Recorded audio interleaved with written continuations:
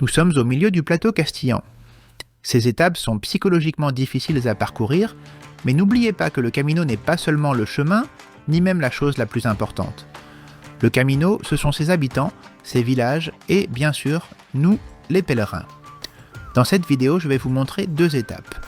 D'ici, à Fromista, jusqu'à Carrión, puis de Carrión à Calzadilla de la Cuesa. C'est parti! Nous commençons la première étape en quittant Fromista par un sentier qui longe la route. Et c'est ce que nous aurons toute la journée, un chemin parallèle à la route pendant les quelques 19 km qui nous séparent de Carrión. Comme toujours, il faut faire attention au soleil et à la chaleur en été. Pour une fois, il n'est pas nécessaire d'emporter beaucoup d'eau, car il y a suffisamment d'endroits pour se ravitailler jusqu'à Carrión. Plusieurs villages viennent rompre la monotonie. Le premier est Población de Campos, à 3,5 km de Fromista. Ici, les ermitages de San Miguel et Nuestra Señora del Socorro se distinguent comme monuments.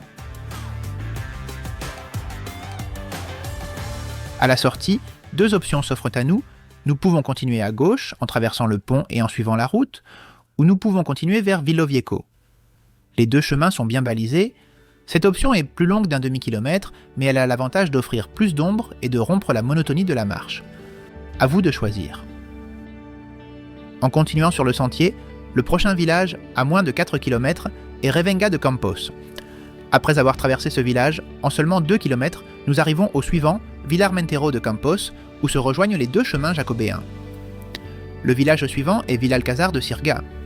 Il dispose de plusieurs refuges pour les pèlerins, car c'est aussi généralement le point d'arrivée d'une étape. Ici, nous devons visiter l'église Santa Maria la Blanca.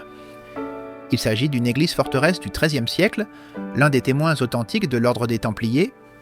À l'intérieur, nous verrons l'image de la Vierge à laquelle le roi Alphonse X, le sage, a dédié plusieurs de ses chansons à Santa Maria. Pablo Payo était aubergiste ici, et cette sculpture lui est dédiée. Dans les années 1980, lorsque le chemin de Saint-Jacques de Compostelle sortait de son long sommeil, des personnes comme Pablo Payo se sont lancées dans l'aide aux premiers pèlerins. Si vous restez ici, la ville offre un autre point d'intérêt, le centre d'interprétation du Palomar. Depuis Vilalcázar, prenez la longue route droite qui mène à Carrión de los Condes. Le centre historique se trouve à 5,5 km. Si nous terminons l'étape ici, à Carrión, nous aurons suffisamment de temps pour visiter son principal monument, le monastère de San Zoilo.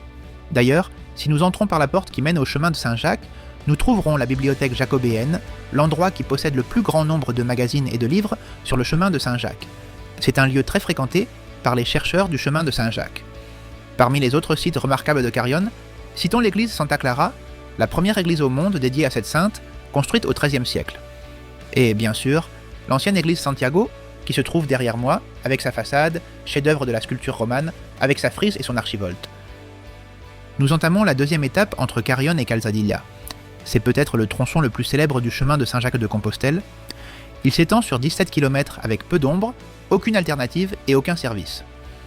Cette route rectiligne est un itinéraire historique car elle fait partie de la voie romaine qui reliait Bordeaux à Astorga. Cet ancien itinéraire coïncide en partie avec le chemin de Saint-Jacques de Compostelle entre la section navarraise et Pampelune, puis à nouveau à partir de Burgos.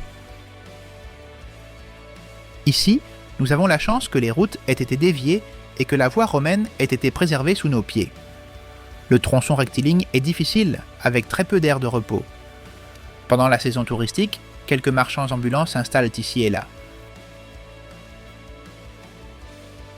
Comme à Fontanas, nous sommes arrivés à Calzadilla presque aussitôt après y être entrés, car le village est situé dans un creux. Nous arrivons à Calzadilla de la Cuesa, la fin de ces 2 étapes. C'est la Tierra de Campos, la région du Camino de Santiago, qui nous aide le plus à méditer et à repenser notre vie. Il est maintenant temps de se reposer et de visiter ce village. Côté gastronomie, je recommande l'agneau de lait et les différentes variétés de soupe à l'ail de cette région. Bon appétit et buen camino!